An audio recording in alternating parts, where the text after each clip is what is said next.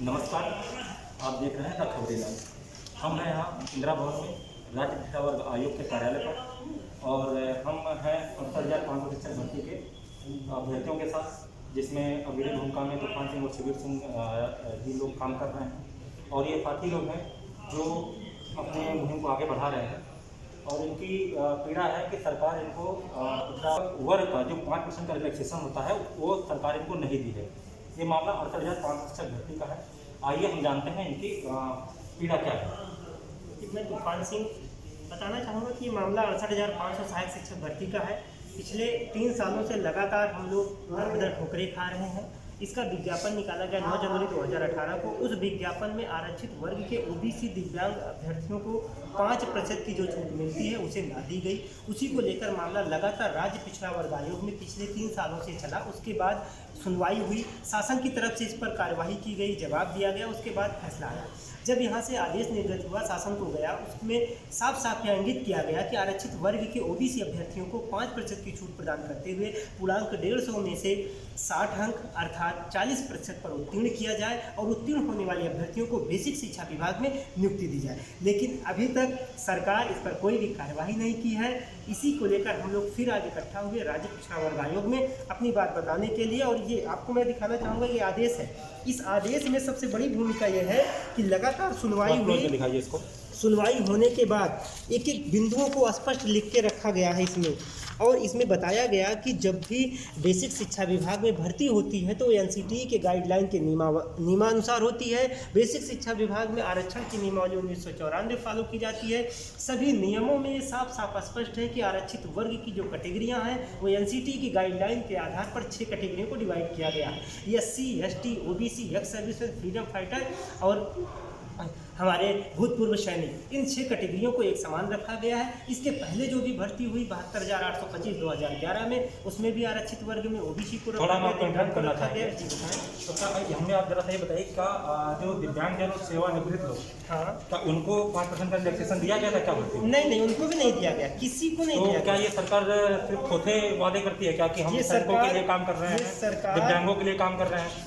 दिव्यांगों का नाम बदलने से, अगर विकलांगों को दिव्यांग कर देने से अगर उनको लाभ मिल जाता तो क्या ये 5% देने से उनको लाभ नहीं हो सकता था? दिव्यांगों को लाभ तब मिलेगा जब आरक्षण वर्ग में, आरक्षित वर्ग में उनको रखा जाएगा। 5% अच्छा, दिव्यांगों को आरक्षित वर्ग में ही नहीं रखा गया। दिव्यांगों को, ये देखिए बड़ी घोर विडंबना है कि सरकार दिव्यांगों को जो है आरक्षित नहीं मान रही है। और आरक्षित में किसको माना है सरकार ने?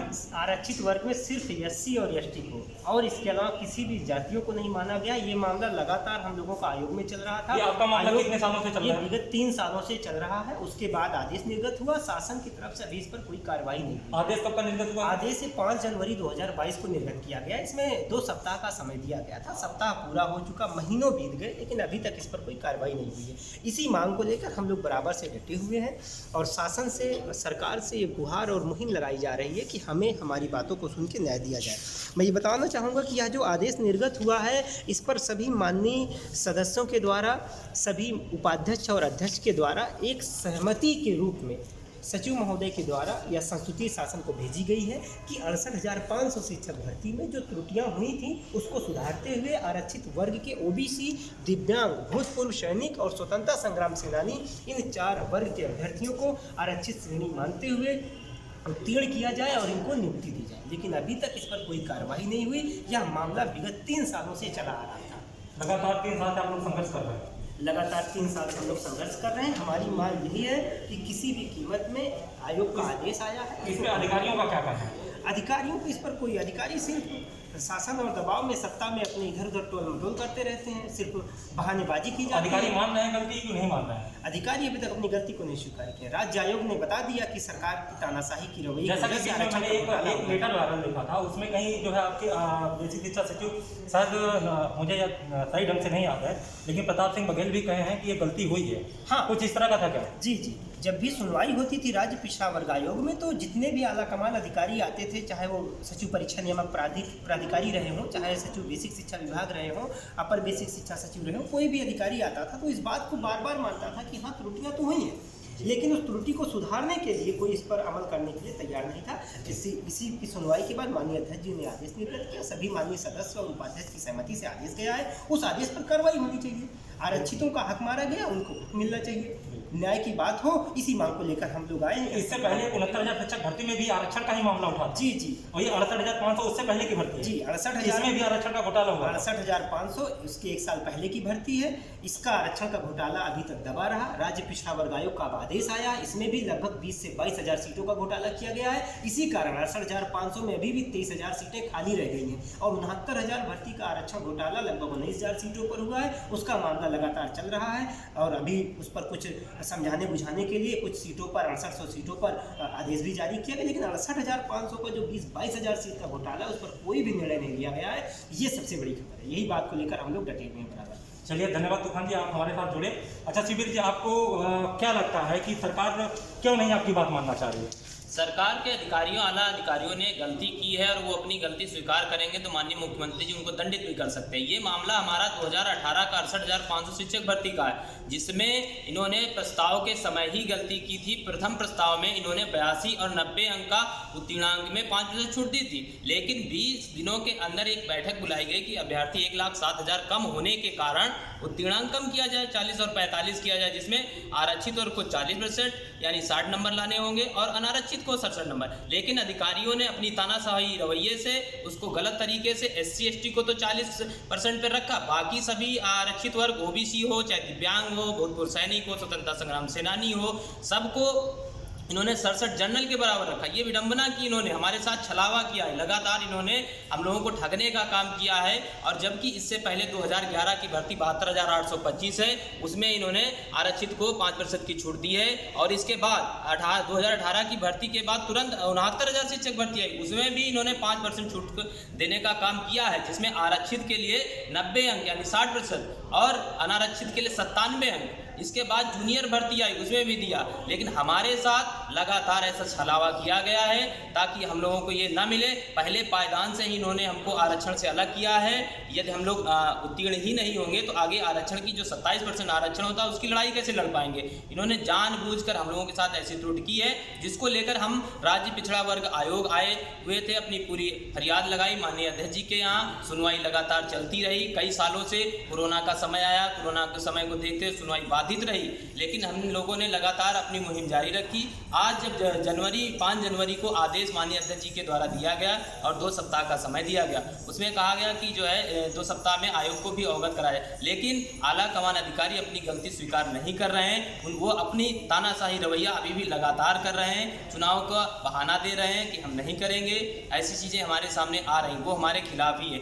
यदि उनकी गलती पकड़ी जाती, माननीय मुख्यमंत्री जी के द्वारा दंडात्मक कार्रवाई होगी। इसलिए लगातार माननीय मुख्यमंत्री जी को गुमराह कर रहे हैं। इसलिए जो है हम ये चाहते हैं आपके माध्यम से कि हमारी खबर माननीय मुख्यमंत्री जी तक पहुंचे और सही तथ्य को रखा जाए, हम लोगों को न्याय दिया जाए। बिल्कुल। आप इसके बाद अब क्या चाहते हैं? इसके बाद आप लोगों का अगला कदम क्या होगा? बस मैं माननीय मुख्यमंत्री जी से यही कहना चाहता हूँ कि जल्द से जल्द इस पर संज्ञान लें और हमें नियुक्ति पत्र दें, क्योंकि हम पास हैं।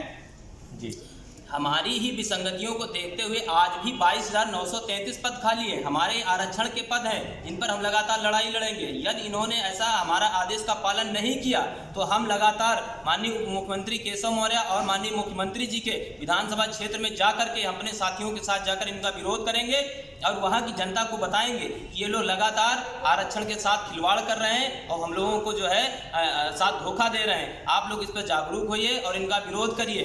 हम लगातार इनका विरोध करेंगे इनकी विधानसभाओं में जाकर के। तो तूफान सिंह, और आप कुछ इस पर अपने तरफ से कुछ ये बताइए कि अगर ये सरकार जैसे कि 68,500, 69,000 तमाम भर्तियों में जो भी भर्तियां सामने आ रही हैं, सब में जो है आरक्षण को ही लेकर के कुछ ना कुछ विसंगति सामने आई है, तो आप इस सरकार के बारे में क्या कहना चाहेंगे? ये सरकार आरक्षण चोर है, आरक्षण के नाम पर घोटाला करती है, सिर्फ और सिर्फ दलितों पिछड़ों के हक को हमेशा खाने का काम करती है। उनको वोट लेकर उनकी वोट की तो राजनीति करती है, लेकिन जब उनको हक देने की बात आती है तो उनको बैरिकेटिंग करके बाहर कर दिया जाता है। लगातार आप सोच सकते हैं कि 20 से 22,000 सीटें 68,500 में दलितों पिछड़ों की खाली गई, 19,000 लगभग सीटें 69,000 में खाली गई। ये सिर्फ बेसिक शिक्षा विभाग की मात्र 2 भर्तियों का लेखा है। बाकी अन्य जितनी भर्तियां इन्होंने 2-4 भर्तियां की, उनमें ये घोटाला किया। भर्तियां तो की ही नहीं, जो भर्तियां की उसमें घोटाला किया।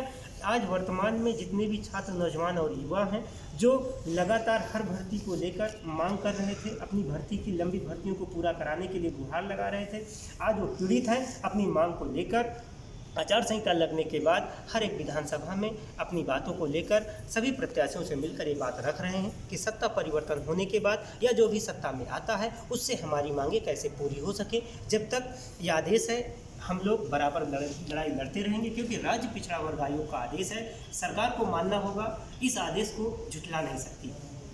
अच्छा, आप किस जनपद से हैं? हम लखनऊ जनपद से हैं, मलियाबाद क्षेत्र से आए हुए हैं। हमारा जो राज्य पिछड़ा आयोग का आदेश आया है वो प्रशासन के आला अधिकारी उस आदेश का पालन करें और हम लोगों को नियुक्ति दें। अच्छा, बिल्कुल बिल्कुल। अच्छा, ये देखिए, ये बहुत ही विडंबना वाली बात है कि सरकार जो किसी भी तरह से अभ्यर्थियों की मांग को मानने के लिए तैयार नहीं है, और सरकार के आला अधिकारी जो है किसी भी हर संभव प्रयास कर रहे हैं कि मामले को हमेशा के लिए लटकाया जाए।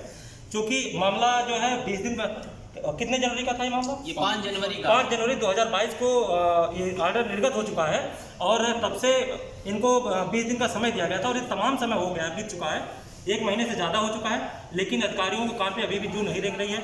मुझे नहीं लगता है कि ये अधिकारी किसी भी स्थिति में सरकार को फिर से सत्ता में आने देना चाह रहे हैं।